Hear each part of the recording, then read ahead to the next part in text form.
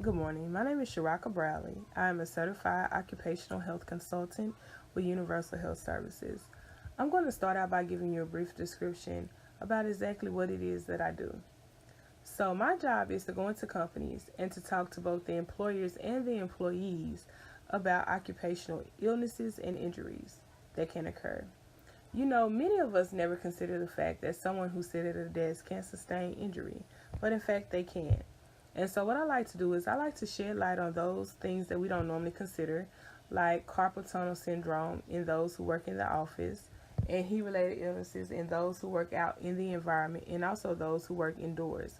And today I'm here to talk to you all, the construction workers of Baldwin and Shell Construction Company, about occupational heat stress. Here's a brief outline of the topics that we will go over today, and we will end our presentation talking about OSHA's Heat Illness Prevention Campaign. So some of you guys may be wondering, well, what is heat stress? Well, heat stress is when our bodies absorb a large amount of heat and is unable to compensate for the change. Ideally, our body temperature is roughly around 98.6 degrees Fahrenheit. And so when our body temperature rises above 98.6 degrees Fahrenheit to roughly about maybe 104 degrees Fahrenheit, heat stress can occur. That brings us to our next question. How does the body recognize the change in body temperature? Our body recognizes this change through a process known as thermoregulation. Thermoregulation is the mechanism by which the human body temperature is maintained. Thermoregulation is controlled by the hypothalamus. The hypothalamus is a structure in the brain that's responsible for maintaining homeostasis.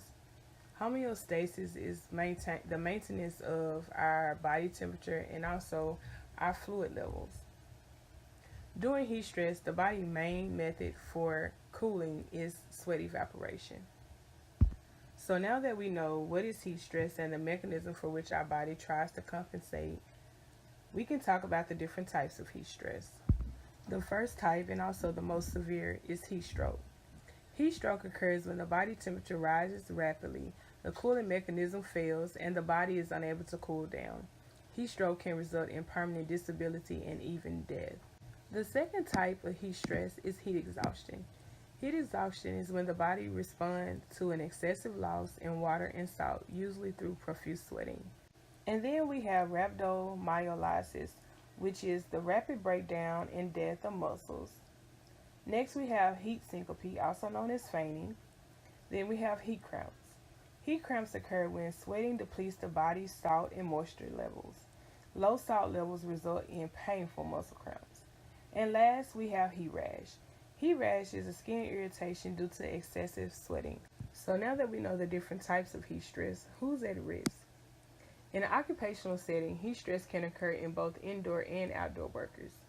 Indoor workers that can be affected include bakery workers, factory workers, and boiler room workers. Those who work outdoors at risk include firefighters, farmers, and construction workers.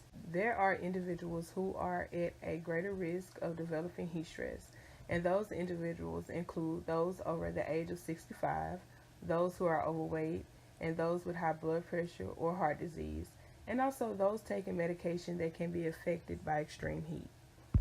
So, of course, with the development of heat stress, we have to consider the associated risk factors. Risk factors are things that increase the onset of disease, and in this case, heat stress. Some of the risk factors for heat stress include the environment. High temperatures, especially when accompanied by high humidity. When humidity is high, sweat evaporation is less effective. The next is activities. Lack of rest breaks and high exertion. Then we have acclimation. Acclimation is when an individual gradually adjusts to changes in its environment. The lack of acclimation can increase the onset of heat stress. And then there's dehydration. Dehydration is the most important risk factor of all. Then we also have medication, which we discussed earlier. Prior heat illnesses. A person who has a prior heat illness is at a higher risk of developing a future heat illness. And then there's also health conditions like being obese, high blood pressure, and heart disease. And then there's other factors that play a role in it also, like age, which we discussed earlier, clothing, and also alcohol consumption within the past 24 hours. So now let's take a look at the signs and symptoms of each type of heat stress. So with people experience heat stroke, they normally experience confusion. They can end up in a coma, profuse sweating, and also seizures. For heat exhaustions, we have headache, weakness, irritability, and thirst. And for rhabdomyolysis, we also have muscle cramps, abnormally dark urine, weakness, and they can also be asymptomatic. For heat syncope, we have fainting, dizziness, and lightheadedness. For heat cramps, we have muscle cramps, pains, and also spasms. And for heat rashes, we usually just experience red rashes on our bodies. So let's say one day, some of you all are out there in the field working, and you see a coworker that's displaying signs and symptoms of heat stress. What do? The first thing you do is render first aid. One of the first things that can be done is to place the worker in a cool or shady area. Then the next step is to loosen up the clothing, and you can remove layers of clothing if possible. And the third and one of the most important steps is to hydrate that person, preferably with water. Never hydrate someone with alcohol or caffeinated products. You can also apply cool water to their forehead and also cold compresses. These cold compresses can be applied under the arm, in the armpit, and also in between the thighs. Those that experience heat rash, it's very important to keep those areas dry and allow them time to rest. And in some cases, it's necessary for them to take the day off. Allow them to do so. In cases that may be more severe, you can transport them to the clinic or to the emergency department. And for those who show signs of heat stroke, always call 911 first. Heat stress is one of those occupational illnesses that is normally underestimated, when in fact, heat stress can be very dangerous. According to the Bureau of Labor Statistics, in 2015, there were a total of 2,830 non-fatal occupational injury, 37 work-related deaths, and 33 out of those 37 fatalities occurred during the summer months of June through September. On this graph, you can see that Kansas ranked number 1 with the highest number of non-fatal injuries and illnesses associated with environmental heat. And Arkansas, our state, ranked number 4, along with Georgia, Arizona, New Mexico, and Delaware. Now let's take a look at the fatalities associated with occupational heat stress. On this map, you can see all the heat-related fatalities between 2008 and 2014. Majority, or quite a few of these fatalities, I'm not going to say majority, but quite a few of these fatalities occurred in California. We have quite a few in Texas, around in the Oklahoma area, North Carolina, West Virginia, and Ohio. And I want you to take a look at Kansas for a second. Although Kansas ranked number 1 in non-fatal injuries, it did not rank number 1 in fatalities. Now let's take a look at Arkansas.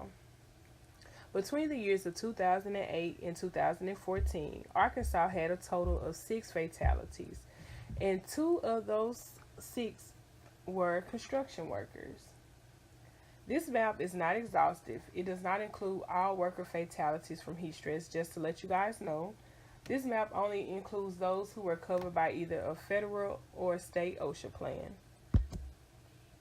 Now that I have given you guys some statistics about illnesses and fatalities of occupational heat stress, let's get down to the nitty-gritty and talk about how we can prevent this thing.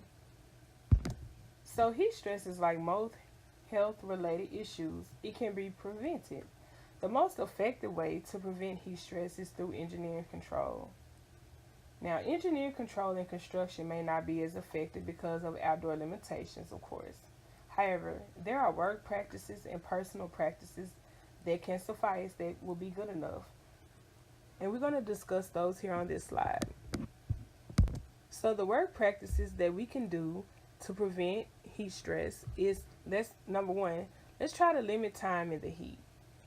Number 2, we can utilize special tools that take off some of the manual load off of our bodies.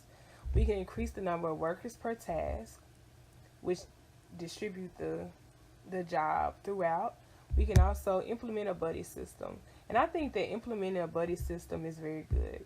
And so when we talk about implementing a buddy system, what we're talking about is, say we assign Eric and John to work together, and their job in the buddy system is to monitor each other to see if one or the other are showing signs and symptoms while they're out there in the field working, which is very important.